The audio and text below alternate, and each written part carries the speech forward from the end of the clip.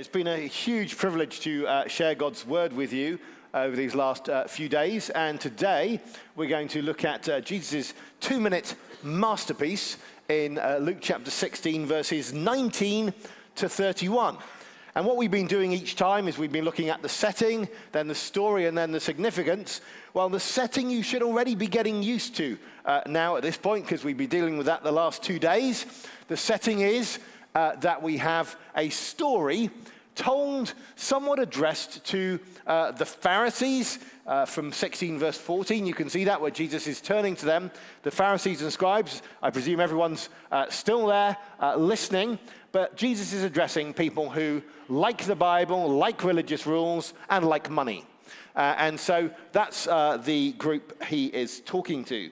So let's read this amazing story, Luke chapter 16, verses 19 to 31. There was a rich man who was clothed in purple and fine linen, and who feasted sumptuously every day.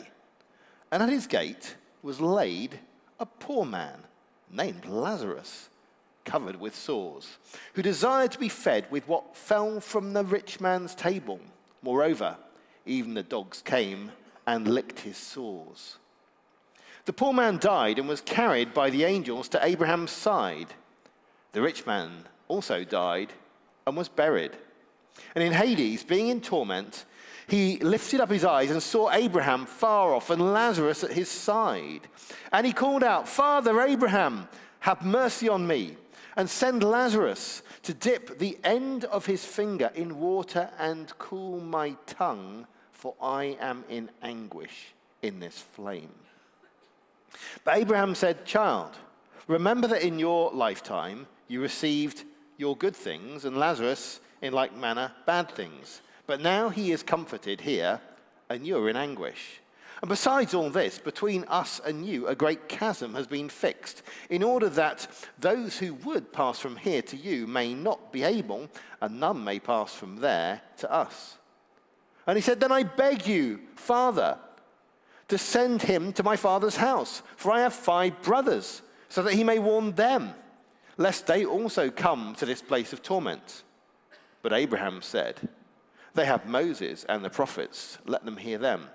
And he said, "No, Father Abraham, but if someone goes to them from the dead, they will repent." He said to him, "If they do not hear Moses and the prophets, neither will they be convinced if someone should rise from the dead." Well, it's an amazing story, and as we've seen previously, there are connections between a number of the stories. We see here Lazarus longing to be filled.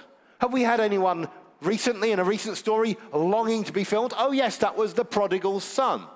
And what's so interesting is that the Lazarus is longing to be filled, and then along come the dogs, and the prodigal son was longing to be filled with the stuff from the pigs.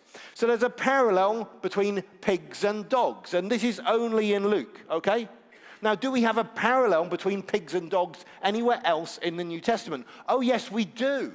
In the Sermon on the Mount, where Jesus says, "Don't give what's holy to the dogs, or give cast your pearls before pigs, swine." You see?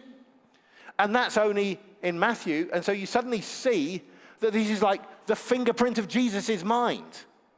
So what I want to do is point out some of the reasons. Think these things really come from Jesus. They're just masterpieces from him. There are other things. You see that the rich man sees afar off. Have we seen anyone seeing afar off recently? Oh yes, that was the father in the story of the prodigal son, wasn't it? He saw afar off. And what's the rich man doing every day? He's celebrating. Have we had any celebration recently? Oh yes, the shepherd celebrated when he found the sheep. The woman celebrated when she found the coin. The father celebrated when he found his son. And his older brother wanted to celebrate with his friends. Okay, so all of these themes are running through. Even the use of father. 3 times he calls Abraham father, just as 3 times the prodigal son called him father. And Abraham calls him child, just as the father calls child to the older son. So lots and lots of language overlapping between these two. Let's get into the story. There was a certain rich man. And he has, we don't know much about him, but this is the description. Clothes of purple and fine linen, and he feasted every day. Now, let's think like scribes. Are there any places in the Bible where you get purple and fine linen and feasting every day?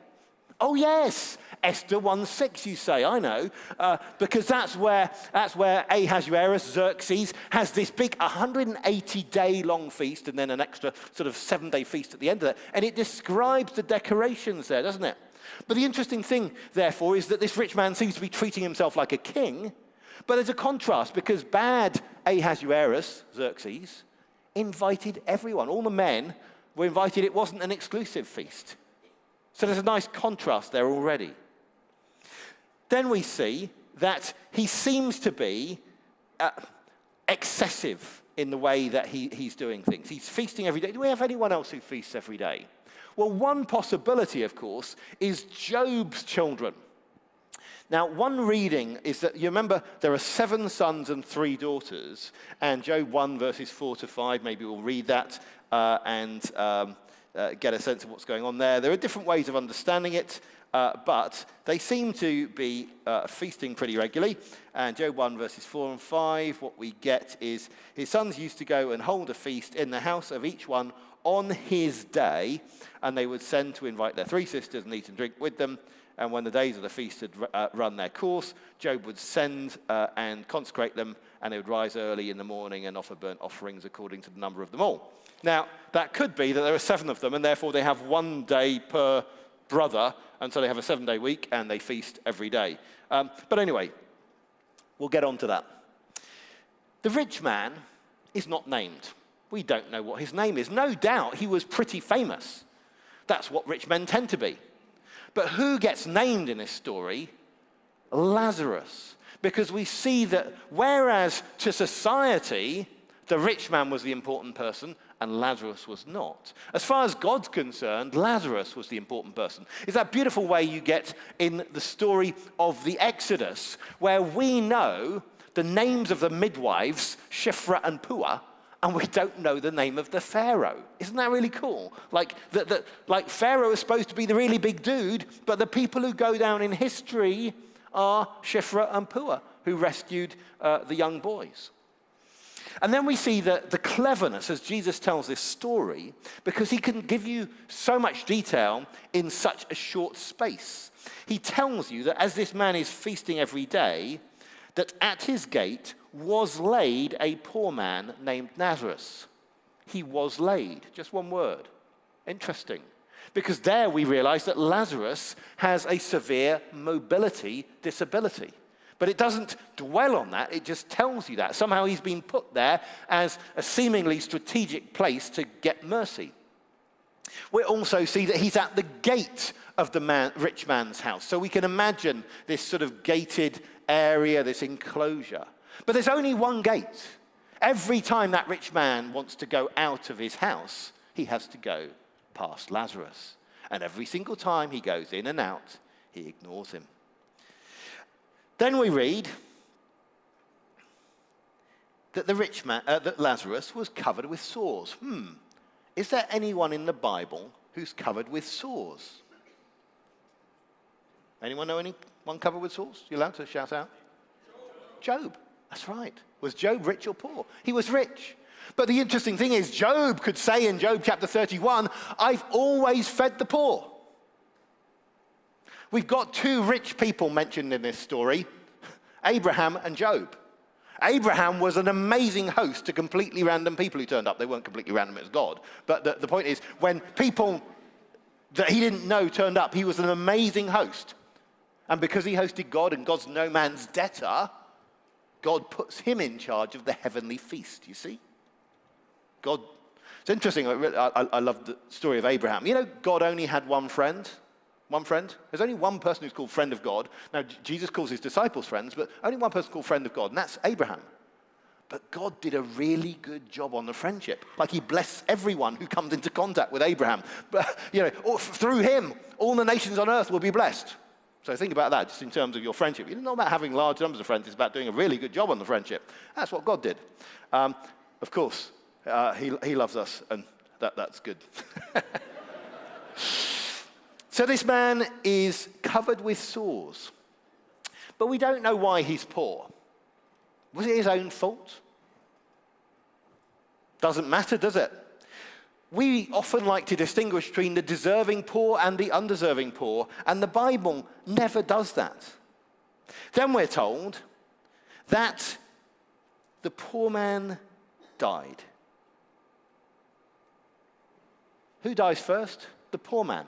What does he die of? Starvation? The sores? Poor people generally do die first. The poor man died and was carried by the angels to Abraham's side. What an amazing thing, that the poor man is treated like a VIP by the angels. And it says the rich man also died and was buried. It didn't tell you that the poor man was buried, did it? Was he buried or not? You're sort of wondering, was he buried? Well, you can imagine that for the rich man, there was a big ceremony. Lots of people came. But for the poor man, there were the angels. God sent his angels to give him a VIP reception to Abraham's side. It's an interesting thing, isn't it?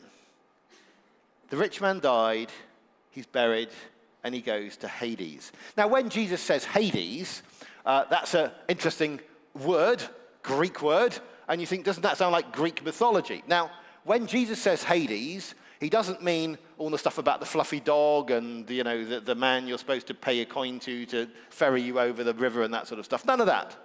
But there was one thing that the Greeks got very correct in their idea of Hades, and that is an exact payback for evil.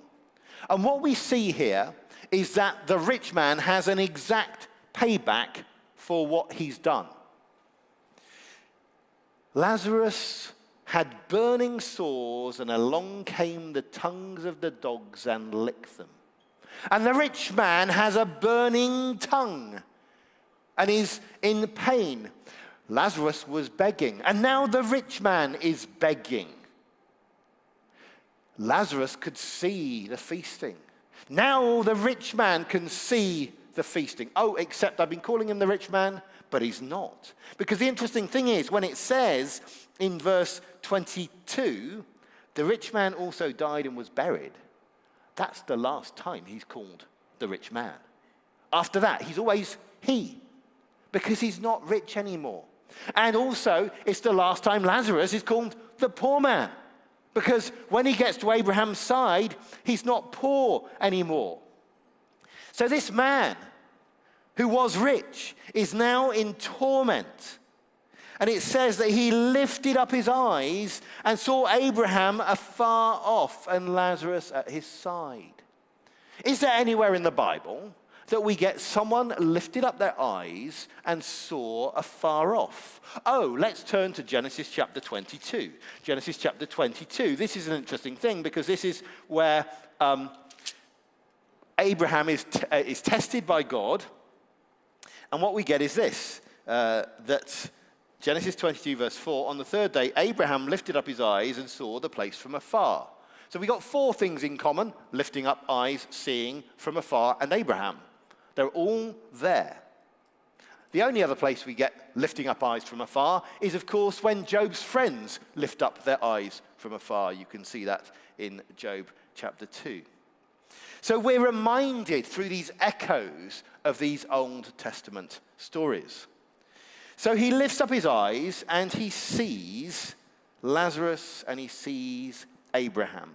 And Lazarus is said to be at Abraham's side. Some older translations might say Abraham's bosom. I'd imagine in different European translations there'll be a slightly different emphasis. And it's an awkward word because we don't have the word in English. In John 1:18, when it says that the Son is at the Father's side, or in John 13, where it will talk about the beloved disciple, John 13, verse 23, at the side of Jesus. What you've got to imagine is people reclining at a feast. And as they recline, the whole of the front of them, people recline next to each other, so someone's back is next to someone's front. That's what it means. When it says Abraham's side, Abraham's bosom, it's not that Abraham is a super big person, okay? Abraham is a normal-sized Abraham. There is one slot, only one slot next to him at the feast. And who's got it? Lazarus. Not Moses, not David, not Samuel, not Elijah. Lazarus? What? That's absurd.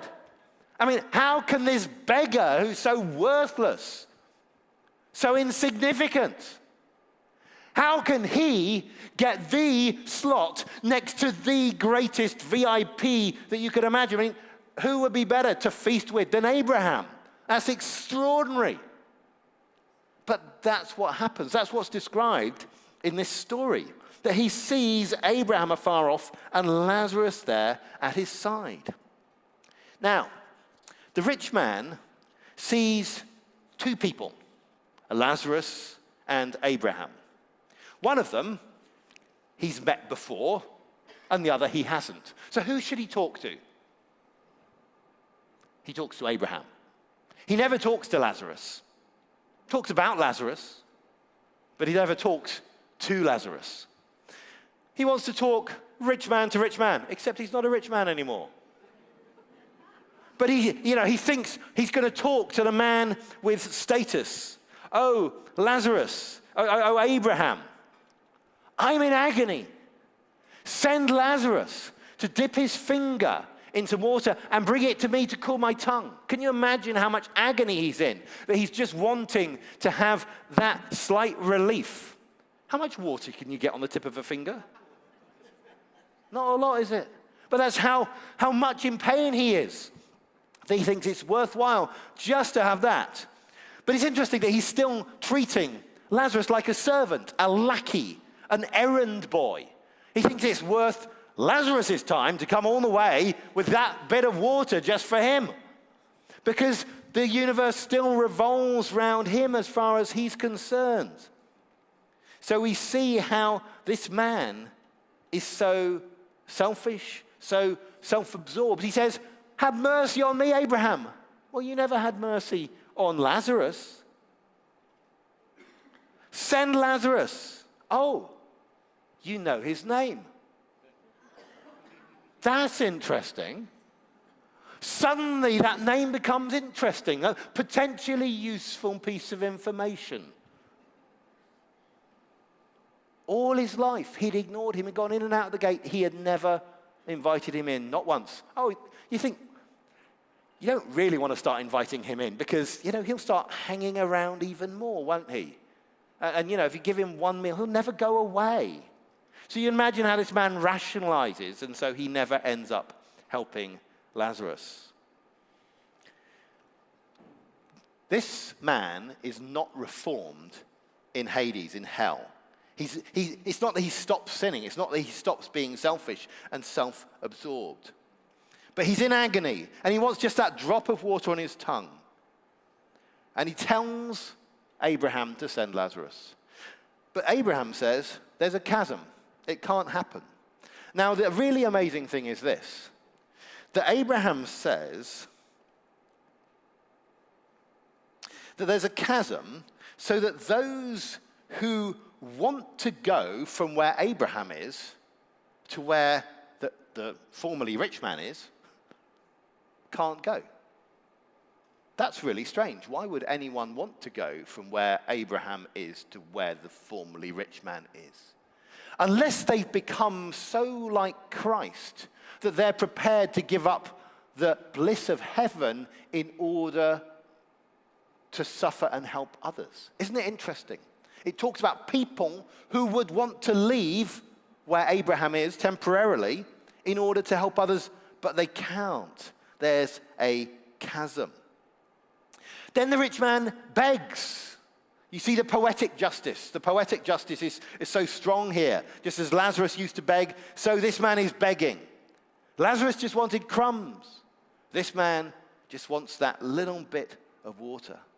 And he says, Father, Abraham, send Lazarus to my father's house. Notice 2 uses of father there. That's surprising because it shows us that the man is not totally self-absorbed. He actually cares about his family. Don't think that when he feasted, he always feasted alone. No, he was a family man. He was concerned about his family as he wants them to be warned. I have 5 brothers, he says. I want them warned. I don't want them to come here. There's a mathematical mistake there. How many brothers does he have? He thinks he's got 5. Now, if you're a scribe and you hear the number 5, what do you think of? The 5, you think of the 5 books that you most often copy out, the 5 books of the law, particularly since Jesus has basically mentioned those in verse 16 and 17, immediately preceding this story. In the 5 books of the law, well, if you're going to call Abraham father, how many kids does Abraham have? An awful lot. So if again and again he wants to say, Father Abraham, go and send it to my 5 brothers. Big mistake there, isn't it? Because if you want to claim Abraham as your father, you have to recognize Lazarus as your brother. So he has got this constrained view of family, the cozy view of family. Just he and his immediate blood relatives, and he thinks that's it.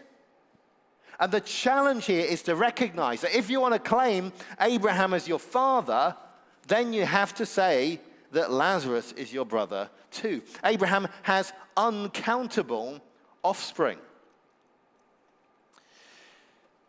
Abraham says, they have Moses and the prophets. I love the way Abraham is talking about Moses. That's really cool.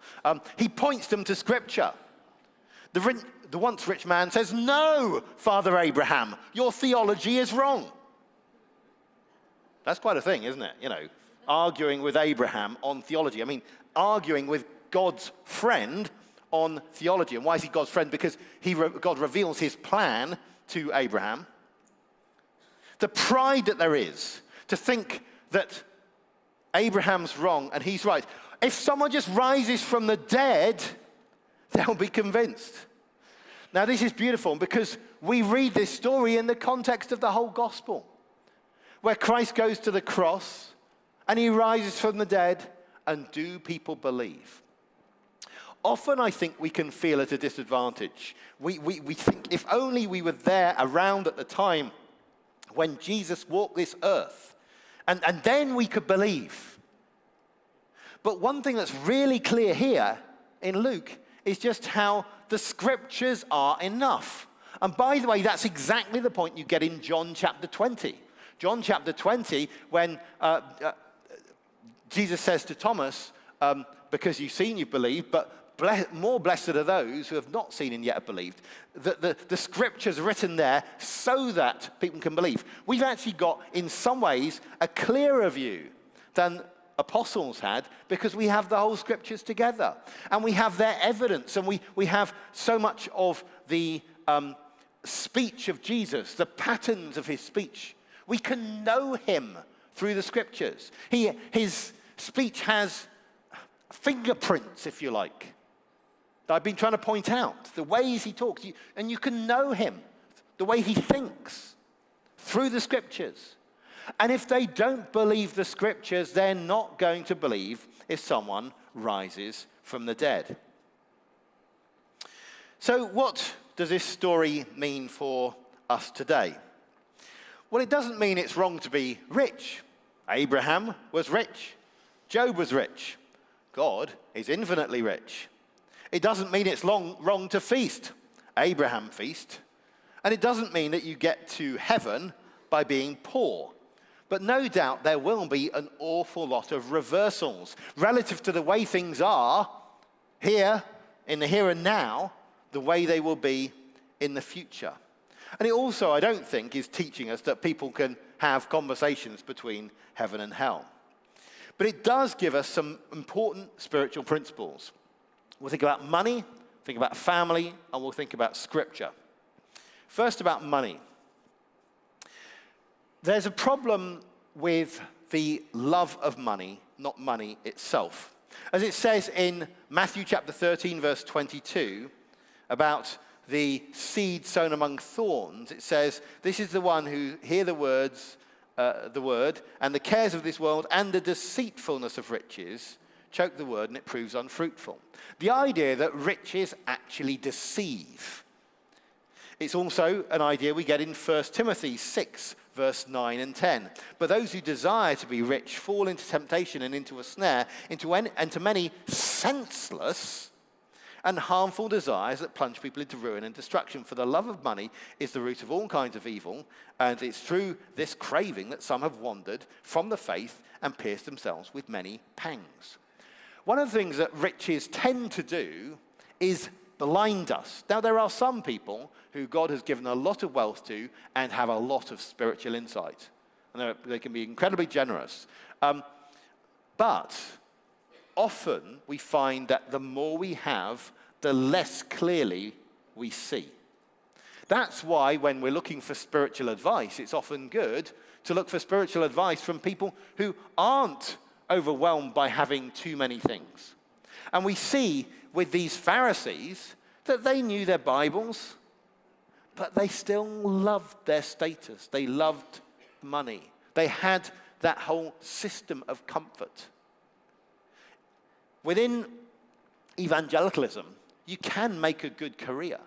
You can make good money in evangelicalism, in all sorts of ministries. Okay, most ministries not, I'll accept that. But it's really important for us to recognize that we need to be attached to God and not to wealth and money. This temporarily rich man did not have a heavenly investment. He was rich on earth, but he wasn't thinking longer term. Secondly, about family. It's important for us to recognize spiritual brothers and sisters. Very easily, we can constrain those that we think we're attached to. But God's put us in this amazing group, his church, with hundreds of millions, possibly billions, of people who are serving him. And there are brothers and sisters, and yes, because of our finite human nature, we can't know all of their names and we can't relate to them all. That's not what we're supposed to. But the thing about the rich man and Lazarus is Lazarus was at his gate every day. It's not that you have to feel responsible for every single poor person in the entire world. We're not capable of doing that. But Lazarus was at his gate, and that meant it was his job to look after him. There are people that God will put around us, and it's our job to care for them. And we need to sometimes get outside of those comfy sets of relationships that we have and recognize those that God is putting into our lives. Thirdly, about the scriptures. I hope you can see from this story and some of the other stories the value of studying the scriptures, that Christ studied the scriptures. He brought the scriptures into his own stories, and it's really worthwhile to do so. So we as Christians in Europe, if we're going to see a reformation, if we're going to see Europe coming back to Christ, we need to get back to the scriptures. We need to get back to confidence in the scriptures.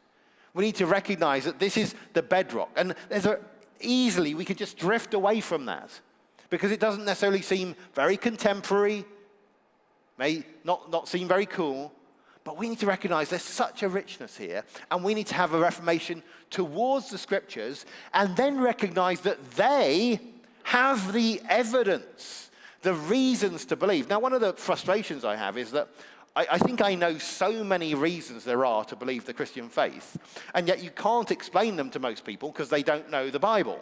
Because a lot of them are there, when you know the Bible a bit more, you can sort of explain how this bit and this bit, and it's really amazing, yeah? So this is a frustration. But let's recognize what God's given to us, this wealth of stuff in the scriptures. Let's get into it. Let's study our Bibles more and recognize that this gives us the confidence, it gives us the understanding of God that we can then go out and reach others with. We need, before we start thinking about educating the entire world about the Bible, we need to make sure that we are studying the scriptures. But of course, the scribes and Pharisees studied the scriptures. But they studied the scriptures and rationalized them. Again and again, they had ways of reading things so that they didn't need to transform their lives. Who is my neighbor? Asked the lawyer, so he can have a comfy view of what the scriptures teach, and he can somehow constrain that law about loving your neighbor to be a bit more manageable. The scribes and Pharisees here in this story, they knew the scriptures, and yet they could easily build up their system in which they were getting richer and richer and didn't really need to do anything practically. Jesus was sentenced to death by a group of Bible experts. So people can know the scriptures and not be transformed by them. So we need a reformation towards the scriptures, and it needs to be changing our lives. We need God to come in and to revive our hearts so that we are obedient to the scriptures, putting them into practice, having full confidence in them, but not just knowing the detail, but also living it out. Christ knew the scriptures and he knew his task, and he paid the ultimate price. He suffered more than any of us could possibly imagine. He took our hell because it wasn't just head knowledge, it was lived out. We need to live our lives in a cross-shaped manner, taking up our cross and following him, recognizing that the scriptures guide us, and we need to take up their challenge, to make difficult decisions and walk in the path of Christ because he's done everything for us.